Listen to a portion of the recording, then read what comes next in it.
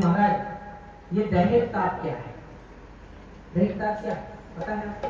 नहीं। दैहिक ताप होता है किसी को कोई बीमारी हो जाना, ये दैहिक ताप है।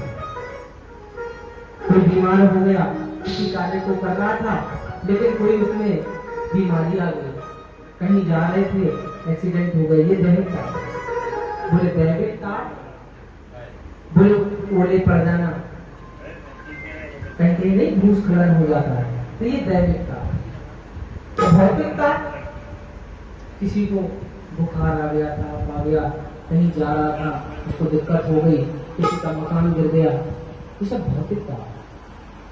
तो ऐसे परमात्मा जो ये तीनों तापों का विनाश कर दे, दमन कर दे।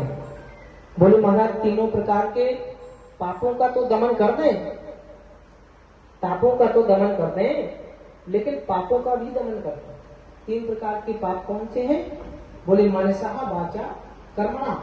तो बोले मन से जो पाप उत्पन्न होता है, जैसे यहाँ बैठे हैं, किसी को हमने देखा और उसके अमुक व्यक्ति के विषय में गलत सोचने लगे, ये दैविक पाप, मनसा पाप है, मन से हम लोग कर रहे हैं।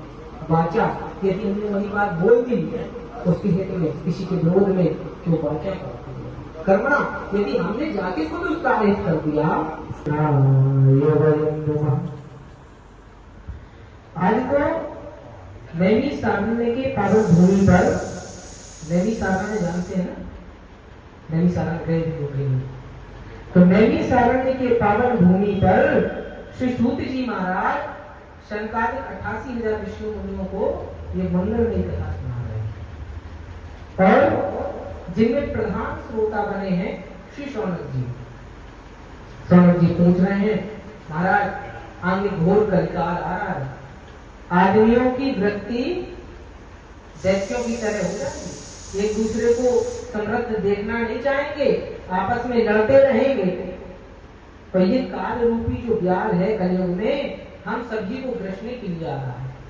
बोले काल अव्याल मुखग्रास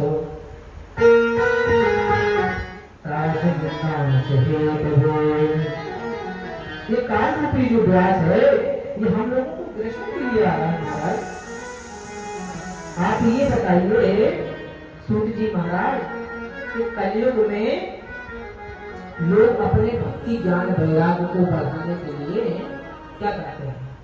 संत जन, विद्वत जन, जिनको ये माया पकड़ नहीं पाती है, जो हिमालयों की गिरिकंदराओं में तपस्या कर रहे हैं, तो वो लोग ऐसा क्या करते हैं कि ये माया उनको पकड़ नहीं पाती, ये माया से वो दूर हो जाते हैं। तब श्री शौनक जी महाराज बता रहे हैं, श्री शौनक जी कह रहे हैं कि आप ही हैं जो इस प्रश्न का उत्तर दे सकते हैं, क्योंकि आप पर गुरु भगवान की बहुत कृपा है, तो आप हमारे कुछ प्रश्न का उत्तर देंगे। शिशु जी महाराज प्रसन्न हुए, उन्होंने शौनकादिक ऋषियों से कहा कि हे ऋषि मुनियों, मैं तुम्हें बहुत परम दुर्लभ ग्रंथ की महिमा सुना रहा हूं, ये बड़े सावधानी से सुनो, क्योंकि जब कोई व्यक्ति कोई बहुमूल्य चीज देता है ना, तो कहता है इसको सावधानी से रखना, ये टूट न जाए, खो न जाए। तो उन्होंने कहा कि हे संतादिक ऋषियों, सावधान तया श्रो, तुम